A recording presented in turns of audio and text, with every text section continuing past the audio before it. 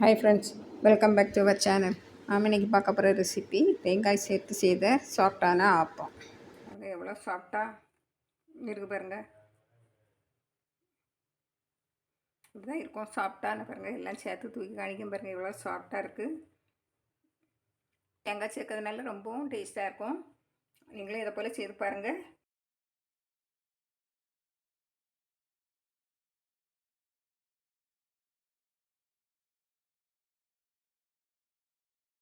அரிசியும் உளுந்தும் சேர்த்து நல்லா கழுவி 2 நேரம் கழுவி ஊற போட்டு வைக்கணும். அரிசியும் உளுந்தும் 4 மணிக்கூர் ஊற போட்டு வச்சுருக்கேன். இனிமேல் நம்ம இதை அரைச்சிடலாம். ஒரு மிக்ஸி ஜார் எடுத்து 2 நேரமாக அரைங்க. இதில் பாதி சாதம் போட்டு அரைங்க, பாதி தேங்காய். அவ்வளோதான், நல்லா அரைப்பட்டு வரோம். கொஞ்சமாக தண்ணி விட்டு அரைங்க. நான் அரைச்சிட்டு வந்துடுறேன். பாருங்க, இப்படி நைஸாக அரைக்கணும். இப்படி கொஞ்சம் கெட்டியாட்ட அரைச்சி வைங்க. இன்னும் ஒரு பாத்திரத்தில் மாற்றிடுவோம். பாருங்க, இதையும் அரைச்சாச்சு. பாருங்க, இந்த இதையும் கழுவி கொஞ்சமாக தண்ணி விடுங்க. நிறைய தண்ணி விட்டுறாதுங்க. உப்பு போட்டு கலக்கி வைக்கணும். பாருங்கள், 1 டீஸ்பூன் உப்பு போடுங்க. நல்லா கலந்து வச்சுருங்க. குறைஞ்சது ஒரு 8 மணிக்கூர் இருக்கட்டு.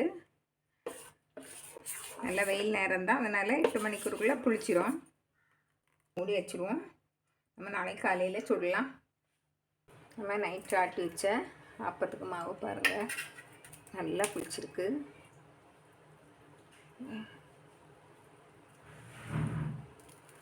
நல்லா கலந்து விடுங்க. நல்ல கெட்டியாக இருக்குது. நம்மளுக்கு இதை நம்ம தேவைக்கு நம்ம எடுத்துக்கிட்டு, நான் ஒரு 4 கரண்டி எடுத்தேன்.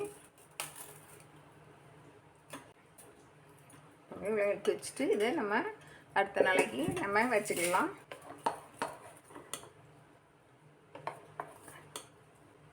ஒரு பிஞ்சோட உப்பு, ஒரு பிஞ்சு போட்டால் போதும். மாவு குறவாதில் எடுத்துருக்கு, ஒரு பிஞ்சு போட்டால் போதும். கொஞ்சமாக தண்ணி விட்டு நல்லா கலக்கிடணும். அப்படி மாவு விட்டுருவோம்.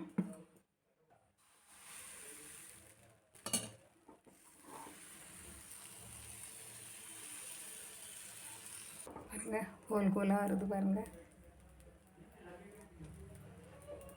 முடிச்சிடுவோம். பாருங்க,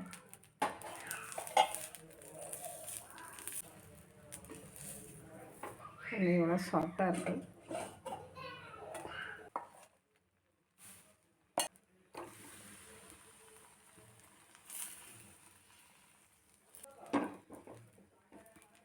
அங்கே எடுத்துருவோம். பாருங்க,